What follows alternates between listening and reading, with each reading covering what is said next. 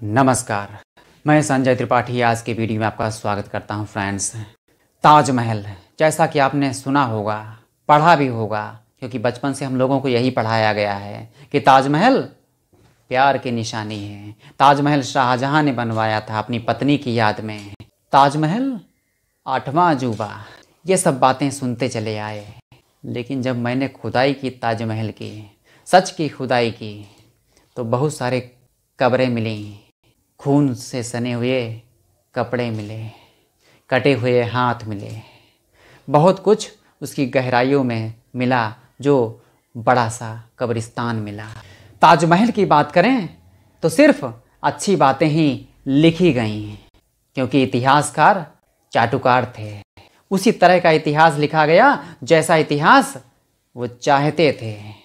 आज़ाद भारत के बाद देश आज़ाद हुआ, मानसिकता आज़ाद नहीं हुई, क्योंकि इतिहास लिखने वाले भी मदरसा छाप थे। मदरसा छाप लोगों की दोस्ती करने वाले ही भारत की सरकार चला रहे थे। इसकी वजह से इतिहास बदल दिया गया। ताजमहल बनाया भारतीय कारीगरों ने, जो एक्सपर्ट थे अपने काम में। भारत के जो महल बनते थे वो अलग तरीके से बनते थे, बहुत बेमिसाल बनते थे। उनकी नक्काशी, उनका स्टाइल, उनको बनाने का एक अलग तरीका होता था, वो भारतीय कारीगरों को पता था। भारतीय कारीगरों ने ताजमहल बना के तैयार किया और शाहजहां ने उनके हाथ कटवा दिए। इतना कायर डरपोक शाहजहां था, जो कहते हैं कहीं दूसरा ताजमहल ना बन जाए, इतना डरपोक था। कहते हैं बादशाह था। अरे ये बादशाह नहीं थे, ये वो चूहे थे जो सेना के पीछे चलते थे। भारत के जितने सम्राट और राजा हुआ करते थे वो सब युद्ध के समय आगे चलते थे, सबसे आगे चलते थे हाथी के ऊपर बैठकर। लेकिन ये इतने कायर थे, डरपोक थे कि ये हमेशा सेना के पीछे चलते थे। मतलब आगे सेना चलेगी, उसके पीछे ये चलेंगे। इतने डरपोक थे। और कई बार तो अकबर के बारे में भी जब आप पढ़ोगे तो आपको मालूम चलेगा, जैसे हेमू से युद्ध हुआ तब भी कहेंगे कि अकबर युद्ध करने गया ही नहीं। अकबर के जो बड़े बड़े मंत्री वगैरह थे युद्ध करने गए ही नहीं, सेना को भेजा गया सिर्फ।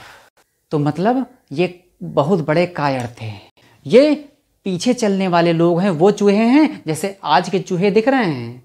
वे सिर्फ पीछे बढ़कर, पीछे चलकर पत्थर चलाने वाले लोग हैं, आगे बढ़कर कुछ नहीं कर सकते हैं। जैसे पाकिस्तानी आर्मी पता है युद्ध नहीं कर सकती तो पीछे से आतंकवादियों को भेजती है। उसी तरह जो पाकिस्तान की नीति आज है आतंकवाद भेजने की, वही ये मुगल करते थे। मुगल भी आतंकवादी ही तो थे। एक डाकुओं का झुंड लेकर चल देते थे। ये सब डाकुओं के झुंड होते थे, आतंकवादी। जैसे आजकल आतंकवादी होते हैं, कश्मीर में होते हैं, वैसे ही तब भी हुआ करते थे ये मुगल नाम के। तो ये धीमे धीमे छोटे छोटे इलाके पर कब्जा कर लेते थे और सेना बढ़ाते गए। मतलब लूट मार करना काम था इनका। लूटते गए, बढ़ाते गए। लूटना मतलब पैसा आएगा ना, धन दौलत आएगी, तो फिर उसका इस्तेमाल कहाँ करेंगे? उसका इस्तेमाल वे सैनिक अपने सेना में शामिल करने के लिए करेंगे, क्योंकि सैनिक तो फ्री में नहीं आता ना। सैनिक को तनख्वाह देनी पड़ती है, या फिर उसे भोजन देना पड़ता है, उसके खान पान का ध्यान रखना पड़ता है, उसकी ज़िंदगी का ध्यान रखना पड़ता है, तब जाके सैनिक मिलते हैं। उसी तरह ये मुग़ल भी थे, बहुत कमज़ोर थे, कुछ नहीं सीखा। इन मुग़लों ने कुछ नहीं सीखा था, कुछ खोज नहीं की, सिर्फ मार काट करना आता था। जंगली, ये सब जंगली थे, जानवर की तरह जीते थे, जैसे आज पाकिस्तानी जी रहे हैं, सेम उसी तरह। ये सब मदरसा छाप मुग़ल ऐसी ही सोच रखते हैं। वही जब कारीगरों के हाथ काट दिए गए, तब ऐसे शासक को क्या कहोगे? वो क्या बलशाली था कि उन कारीगरों के हाथ काट दे जिन्होंने इतना अच्छा बनाया है? अब आप क्या कहोगे? और बात रही इस इतिहास बदलने की, तो इतिहास शुरुआत से वो सरकारें नहीं, भारत में नेहरू सरकार से स्टार्ट हुई। नेहरू सरकार में इतिहास लिखने के लिए जो कमेटी बनाई गई, जो शिक्षा मंत्री बनाए गए, वो सब अधिकतर शुरुआत से ही वो सड़क छाप, वो मदरसा छाप थे। उनकी बुद्धि जानते हो कितनी होती है, वो अपने हिसाब से इतिहास लिखते चले गए। नेहरू की खराब नीतियों ने ही देश को बर्बाद किया। हमारे हाथ से तिब्बत गया, बलूचिस्तान गया, पाकिस्तान गया, बांग्लादेश गया। सब जाते जाते एक बार भी नेहरू ने देश से माफ़ी नहीं मांगी। उसके बाद कांग्रेस ने आज तक माफ़ी नहीं मांगी कि देश की बर्बादी में उसका हाथ है। मुस्लिमों को बढ़ावा देना नेहरू नीति का हिस्सा था, हिंदुओं को दबाना नेहरू नीति का हिस्सा था।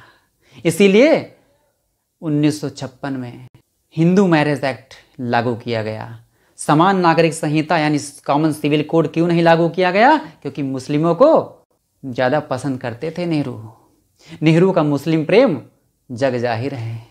मुस्लिम प्रेम और क्रिश्चियन प्रेम, जिनको हम कहते हैं अंग्रेजों से आज़ादी मिल गई, उन्हीं अंग्रेजों के साथ उठते बैठते थे नेहरू। जो वायसराय हुआ करते थे उनकी बीवियों के साथ घूमा करते थे नेहरू। यकीन नहीं आता? गूगल करके सर्च करके देख लो। ये दुनिया में तथ्य मौजूद हैं, आप ऑनलाइन सर्च करके देख सकते हो कि नेहरू की नीतियाँ इतनी खराब क्यों हुई। क्योंकि शुरुआत वहाँ से होती है जब पाकिस्तान ने हमला किया। आधा कश्मीर कब्जा कर लेता है पाकिस्तान। एक पाकिस्तान, नाकारा पाकिस्तान, निकम्मा पाकिस्तान अगर कश्मीर पे कब्जा कर लेता है तो भारत सरकार क्या कर रही थी? घुइयाँ छील रही थी। भारतीय सेना क्या इतनी कमज़ोर थी? जो पाकिस्तानी सेना से, सेना नहीं, वो कबायली लोग थे एक तरह से, वो जंगली एक तरह से कह सकते हैं, वह लोगों ने हमला किया था। सपोर्ट पाकिस्तानी सेना का था। पाकिस्तानी सेना का मुकाबला क्या भारत सेना नहीं कर सकती थी? लेकिन क्यों नहीं किया? क्योंकि नेहरू नहीं चाहते थे कि वो तो नीति ऐसी थी, जाओ बेटा ऐश करो, रख लो कश्मीर। इतना ड्रामा करने के लिए नेहरू यूनाइटेड नेशंस पहुंच गए। जब यूनाइटेड नेशंस पहुंच जाओगे, ये नाकारापन नहीं है तो क्या हुआ? आपके घर में कोई व्यक्ति आता है और हमला करता है, उसमें कब्जा कर लेता है, आप पहले उसके मार के भगाओगे कि कोर्ट जाओगे? फर्क यहाँ शुरुआत होता है कि नेहरू की नीतियाँ इतनी खराब शुरुआत से ही थी। मतलब कमज़ोर प्रधानमंत्री, जैसे कहते हैं मनमोहन कमज़ोर प्रधानमंत्री थे, उसी तरह नेहरू मनमोहन से भी ज़्यादा कमज़ोर प्रधानमंत्री थे। कदम कदम पर झुक जाना, ये नेहरू की नीतियाँ थीं। क्या ऐसा हो सकता है कि एक प्रधानमंत्री चाहे और देश पर कोई दूसरा आके कब्जा कर ले? वो भी भारत जैसा देश, जहाँ पर हैदराबाद, जूनागढ़ इस तरह की रियासतें भारत में शामिल नहीं होना चाहती थीं, सरदार वल्लभ भाई पटेल ने शामिल करवा दिया डंके की चोट पे। क्या कश्मीर वापस लिया नहीं जा सकता था? यूएन में जाके बहुत पढ़े लिखे बनते थे, इतनी पढ़ाई लिखाई किस काम की कि अपना ही घर तोड़ बैठे। बलूचिस्तान भारत में मिलना चाहता था, लेकिन भारत ने कहा हमारे पास सेना नहीं इतनी जो हम उसे सुरक्षा दे सकें। भारत ने सेना तिब्बत से हटाई, चीन ने कब्जा कर लिया। चीन को सपोर्ट करने वाला भारत क्या इतना गया गुजरा था कि इतनी सेना कम थी जो आज तक चली आ रही थी? तिब्बत से सेना हटाए, चीन ने कब्जा कर लिया। आज तक हम लोग भुगत रहे हैं कि कैलाश मानसरोवर यात्रा के लिए भी आज तक चीन से परमिशन मांगनी पड़ती है। इतना हुआ कि कुछ हिस्सा कश्मीर का पाकिस्तान ने चीन को बेच दिया, जिसे हम लोग लद्दाख बोलते हैं। फ़र्क है नीतियों का। इसलिए बात ताजमहल की नहीं है, बात है कब्रिस्तान की। मतलब इन भारत की सरकारों का एक नीति कहें, नज़रिया कहें या सोच कहें कि देश को कब्रिस्तान बनाने की आदत सी पड़ गई। जिन मंदिरों को तोड़ा गया उन मंदिरों को वैसे ही बना रहने, खंडहर पड़ा रहे या उस पर मस्जिद बना दी गई, तो उस पर कांग्रेस ने एक बिल लाया, वो है प्लेसेस ऑफ वर्शिप एक्ट। मतलब कांग्रेस की नीतियां हिंदू विरोधी नेहरू से शुरू हुई और बाद तक चलती रहीं। ये नीतियां आज तक चलती आ रही हैं और आज हाथ खड़े करके चिल्लाते हैं बचाओ बचाओ। देश खतरे में है, संविधान खतरे में है। संविधान खतरे में नहीं है, कांग्रेस की कहानी खतरे में है। कांग्रेस की जो बनी बनाई जड़ है वो खतरे में है। कांग्रेस वो है जिसने देश को बर्बाद तो किया, माफ़ी आज तक नहीं मांगी। उसी तरह इतिहास भी कांग्रेस वालों ने ही लिखा है, कांग्रेस के समर्थित लोगों ने लिखा है। मतलब देश को गुमराह किया गया कि मुगल बड़े थे, भारत के जो हिंदू शासक थे, हिंदू राजा थे, हिंदू सम्राट हुआ करते थे, वे कुछ नहीं थे, ऐसा इतिहास लिख दिया गया।